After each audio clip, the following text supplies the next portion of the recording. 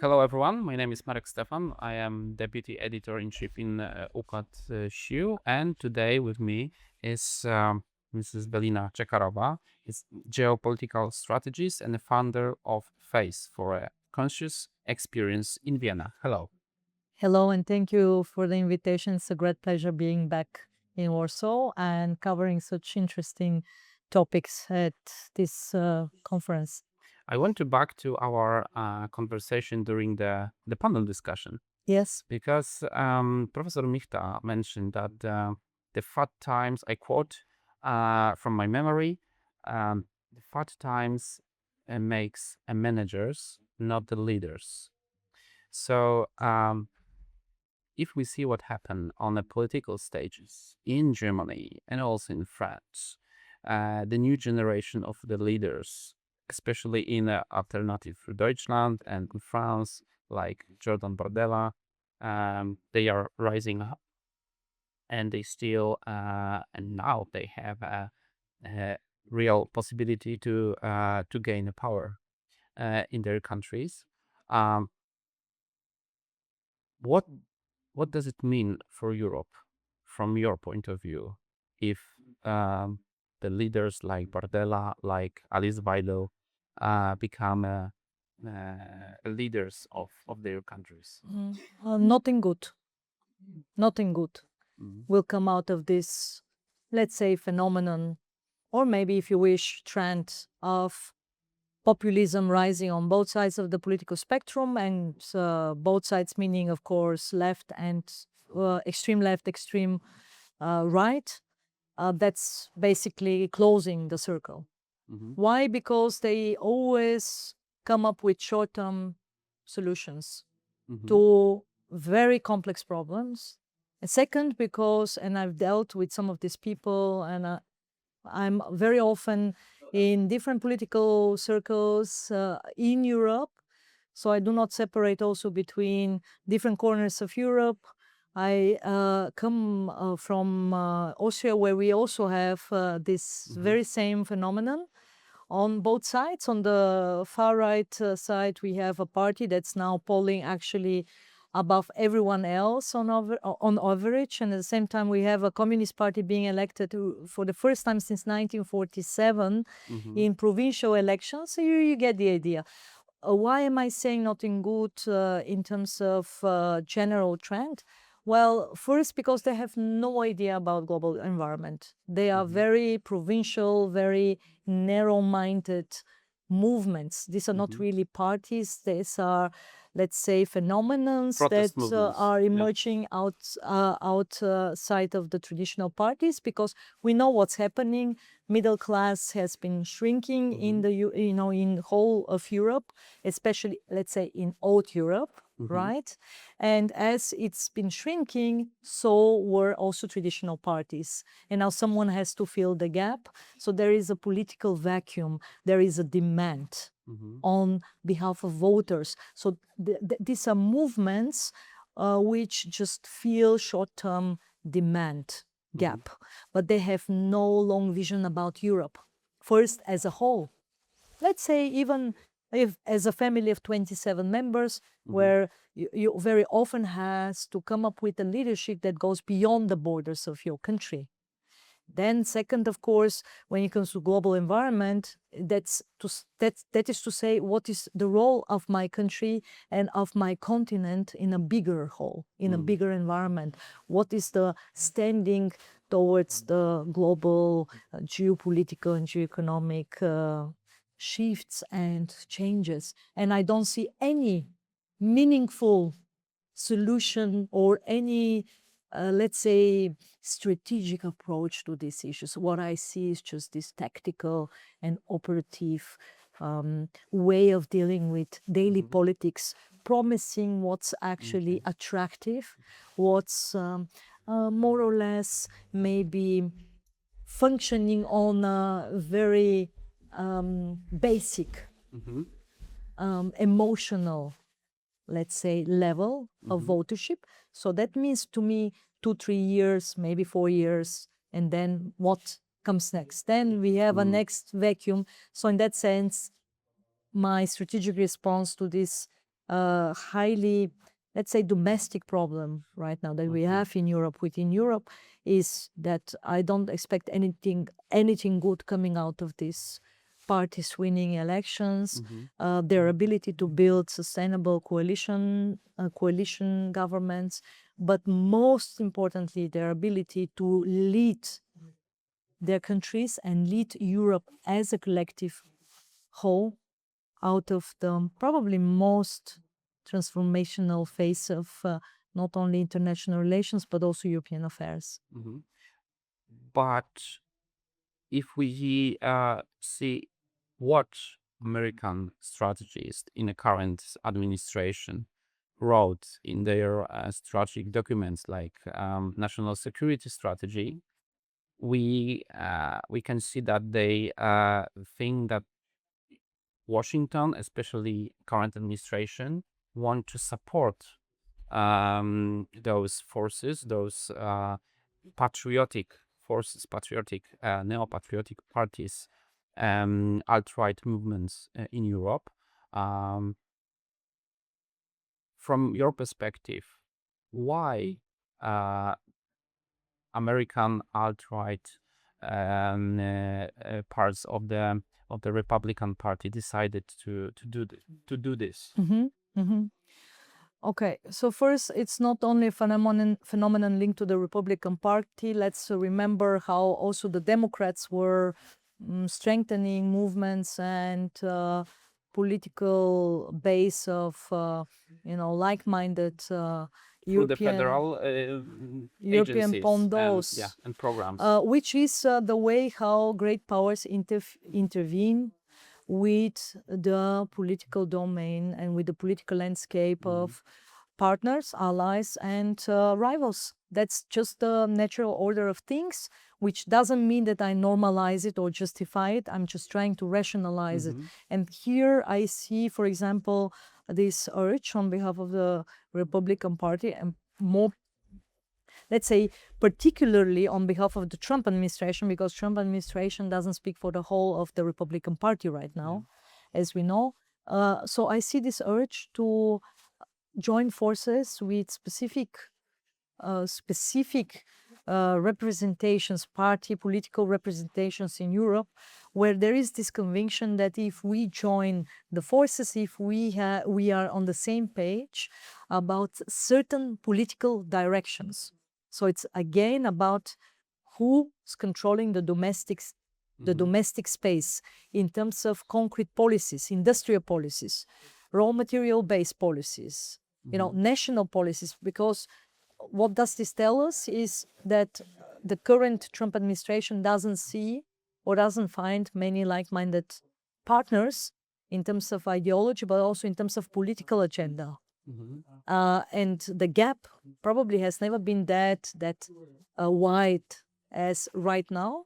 So that's one way how you cope with complexity, how you actually try to bridge the gap and minimize the, let's say, the costs of having to interfere, having to say not just interfere but actually guide and influence political processes, while at the same time focusing on the big arenas of competition. I think that that's not going to work, as we saw. I mean, the backlash coming out of basically each capital, even those that are currently in a way closer ideologically to the Trump administration. Even these countries, just to give one example, Italy, managed already to have issues with Trump administration, and on personal level also managed to kind of have clashes. For example, Meloni and Trump also clashed on specific positions, while being also at the same time on the same page on other issues. Again, it's a very, very, I think it's the sign of the times. We are in a transformational phase of international relations. So are we also in terms of domestic policies. What we had as an established political landscape and political system in the 20th century in what we call old Europe is moving into something new. We don't know exactly what, but also the so-called new Europe, after 30 years of catching up politically, catching up economically, and I think best case is Poland, is now entering a new new phase where it has to re-establish itself in terms of strategy, conceptualization, but also in terms of actors constellation, how actors actually in the domestic terrain learn, for example, to cooperate for the sake of a shared strategic goal or for the sake of a shared strategic vision, if there is any, and if not, how to actually navigate this complexity, or what we call as above, so below. So that's actually reflecting now very, very intensively in the domestic landscape. But at the same time, it is also a kind of an urge for leadership, right? So you have a clear vacuum, to go back to Andrew's quote of, the times producing now managers instead of leadership. Well, what's the one feature that a leader needs to have in this uncertain time? It's skin in the game. It's basically bearing the responsibility for own action, which, of course, let's be real, for a very long period of socialization of the last, let's say, 20, 30 years, almost 30 years, most of political leaders didn't know as a phenomenon. They didn't have to bear responsibility for failed policies or for the wrong strategy, or even, if you wish, if you remember, for the wrong assessment of a strategic environment. Just to give you the example of, we didn't see it coming when there was the reference about beginning of the Russian war on Ukraine. The majority didn't see it coming, and then they apologized, and then they moved on, and now we are dealing with the consequences. And some of these phenomena that we are addressing are actually a consequence of exactly this kind of huge vacuum of lack of responsibility, lack of skin in the game, which is, to me, actually what strategic leadership has to be. The accommodation of political parties in a way that you want to accommodate your voters. You do not want to establish, so that means you do not want to have skin in the game by drafting an own vision, even if it's not popular, about the future of your country or a future of the region where your country is positioned, and then you go to the voters and fight for it and try to gain majority of voters, and then they vote in favor or not.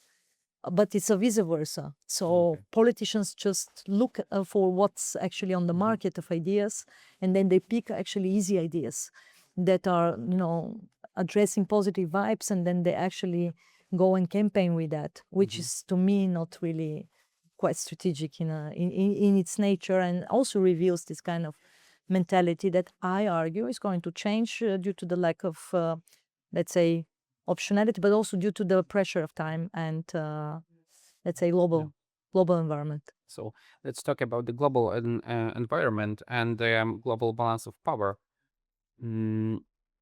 We are witness of the return of the great power rivalry, and in very similar, like in the past, in the previous phase of the struggle between the great powers, we also see that the great powers return to protectionism in their statecraft, in their thinking about the role of the state in the economy.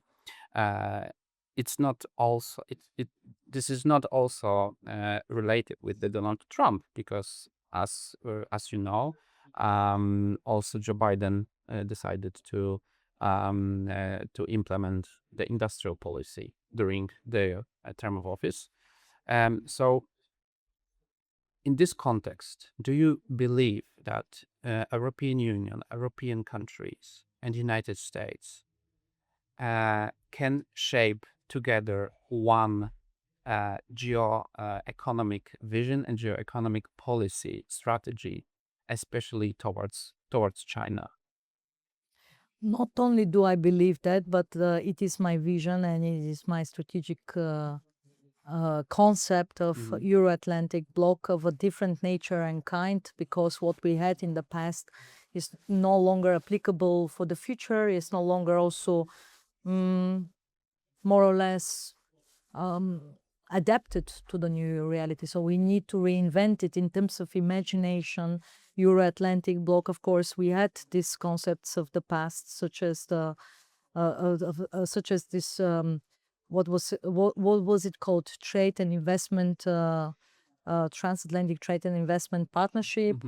Something similar in terms of commerce corridors, production, access and production of and processing of raw materials, semiconductors, critical technologies, such as AI being the game changer of this fourth industrial revolution, where United States is clearly a front runner together with the Chinese, and we are lagging behind. But then again, also in terms of community, that means labor, flow of labor, flow of capital, flow of data, and so on. So it's like a real community of a next generation, as we speak about, for example, military jets of next generation. Now the Americans are building the sixth generation. So similarly, we need to come up with a better imagination in terms of Euro-Atlantic bloc, where we have next generation of integration. So obviously there will be spheres where integration will not be possible, like national defense, security, but then again, we can optimize a lot of things that we have created on this side of the Atlantic. And at the same time, I fear, and this is the base argument why I am rooting for such Euro-Atlantic bloc in the long run. It's not feasible in the next 2 to 3 years. But what will be the alternative to that? With the growing withdrawal of the United States from Europe and the delegation of the task of defending the old continent on our own, there will be, and this is my anticipation, there will be centrifugal forces that will increase the bifurcation within Europe, centered around anti or pro-American alliance or partnerships of different kind. Could be trade related, could be, for example, industrial related, it could be defense related, security related. You see, but the point is that the moment when there is no external power that's kind of gluing all of this together, there will be more animosities among the national agendas of, let's say, countries like France or Germany, even the Brits, where they would be rooting for their own national agenda. They will be trying to impose, let's say, the French or the German or the British way.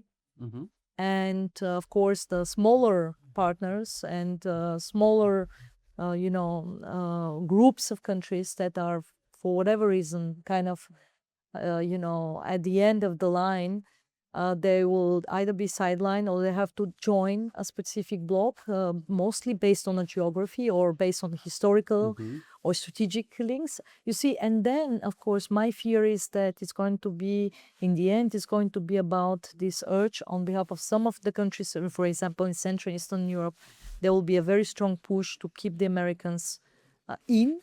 So to use the new formula from the new Cold War, to keep the Americans in, out of fear that if they are out, there will be such a big security and defense vacuum for a certain time of being that no one would credibly defend us, and we will not be able in the short term to defend ourselves. So it will be reliant on French nuclear umbrella or British nuclear umbrella. So my point is that we could maybe mitigate some of these unnecessary bifurcation trends centered around anti or pro-American forces by, for example, steering integration of next generation with the Americans, where obviously the Americans are not able to cope with the Chinese on all terrains, and at the same time simultaneously cope with the dragon bear, with the Chinese and with the Russians in the Indo-Pacific, or what they call Asia-Pacific, or what Professor Brands described as a new Eurasian battle, the fourth battle over Eurasia in a row. So again, if you consider even these global systemic trends, we are somehow turning into some sort of a backyard of these global affairs and of these global systemic shifts. And being backyard means what? Being more isolated, being more sidelined, being more neglected in terms of own interests.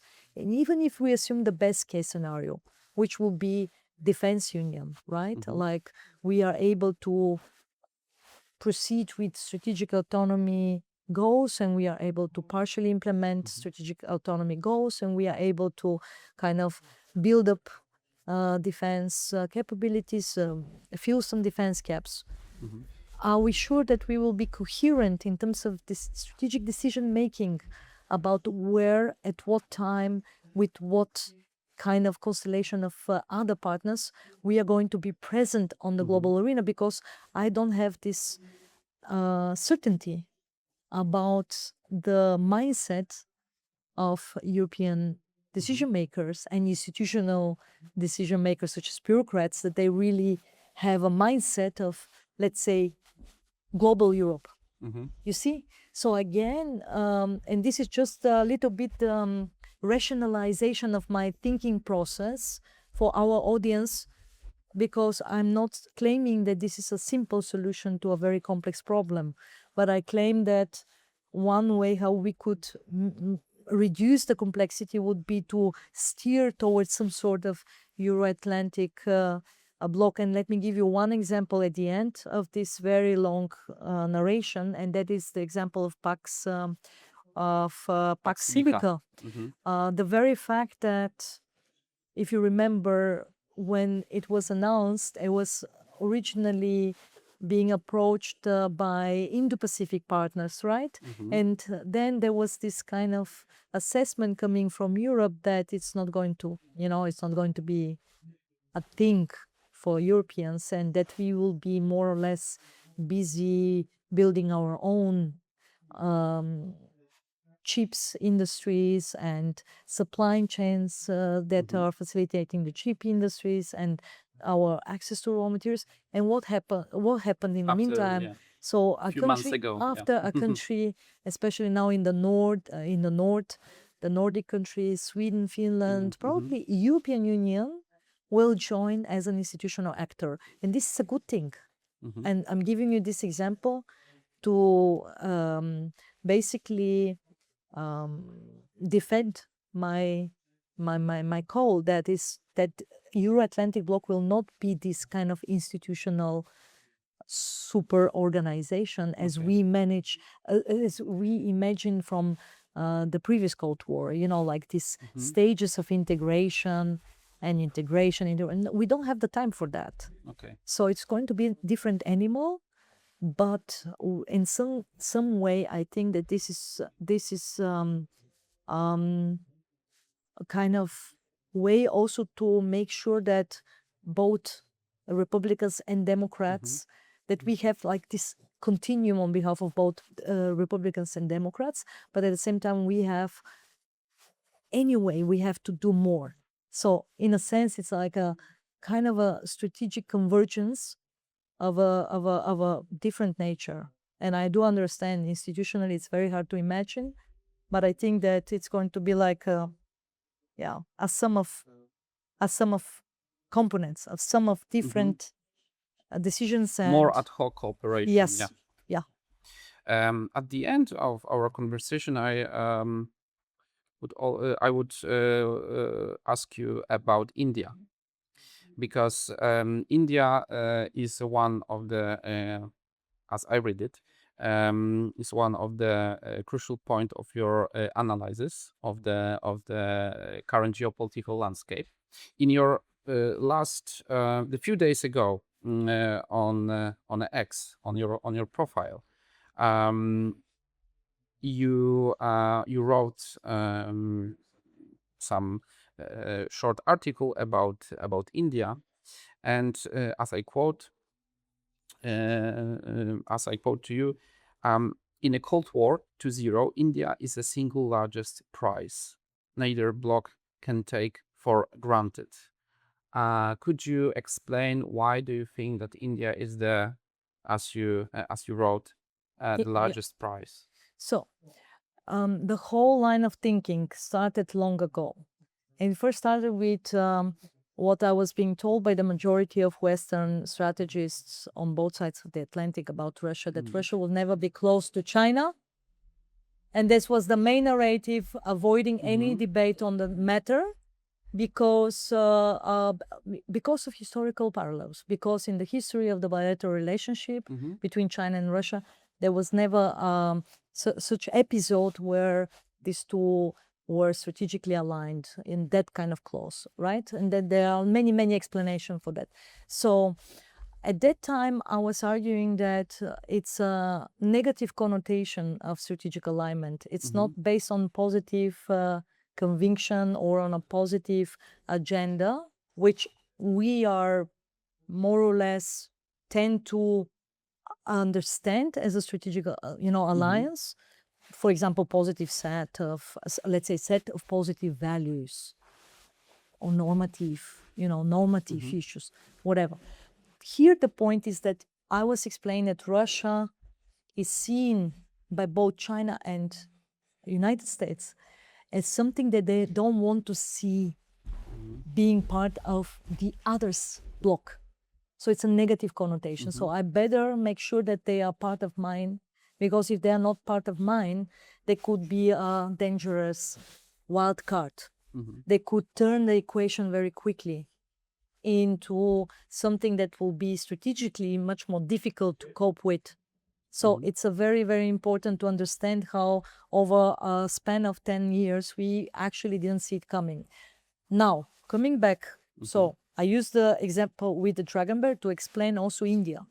Why? Because India, first and foremost, has had this mindset of strategic ambiguity and of, let's say, non-alignment, strategic non-alignment, already from the time of the First Cold War. At the time, it was a very different India, but you need to understand that this kind of strategic thinking and the tradition of strategy is imprinted and enshrined in the political, in the political decision makers of India. Now, you have the longest serving prime minister, third mandate with Narendra Modi.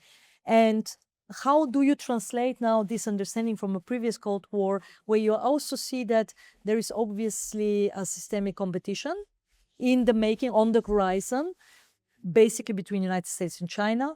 You see China as your strategic rival, but at the same time you want now to kind of keep this strategic rivalry in a managed mode. Why? Because you want to grow as fast as possible in a highly uncertain environment. And China at the same time wants to grow for as long as possible in the same highest uncertain environment of South Asia. So on the one side, you agree that you need to kind of manage the confrontation with the Chinese, even though that this is a shared tactical interest. It's not a shared strategic vision of the region. It's still a mindset of winner takes all. It's still a mindset that the one country is en route to becoming world's economic power number 3. And from there, probably something much, much more systemic and much more important strategically.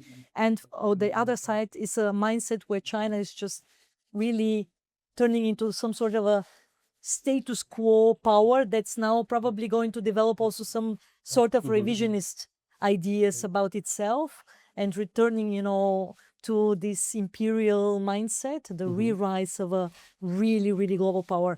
And then you have United States-India relationship, where again, there are a lot of shared interests right now when it comes to especially when it comes to the military and technological convergence, because the Indians understand that they need to side with the best in each of the domains in order to speed up the process of catching up. But why is it so hard from outside to understand that the highest price that you are able and willing to pay, that is the price of strategic ambiguity, is also what's being translated into the biggest price, which is like price in terms of gain, and that is that you are able And that's a unique position that I would argue is currently only reserved to India in this scope. There are other countries, including European powers, including Turkey, which also have certain scope of activity of strategic autonomy in certain domain. But India, because of this hard power projection combined with geoeconomic clout that's now growing and technological tools, is basically acting as a geopolitical bridge between two worlds. So it's by paying the highest price of strategic ambiguity, able to also take the best of both worlds. For how long? Nobody can tell. So that means that also is just a sign of the times of, you know, a transitionary period. It can last 5 years, it can last 10 years, but India will stick to this strategic ambiguity to expect that it will sign the Western bloc, or it will, you know, it will align with the Dragon Bear bloc. It's just pure strategic naivety. And it's going to further capitalize while also paying a higher price for this position as compared to other middle powers. Velina, thank you for your contribution. Thank you for your time. I'd also recommend the newest issue of Układ Sił. Thank you, ladies and gentlemen, and please stay with us with Układ Sił. Thank you.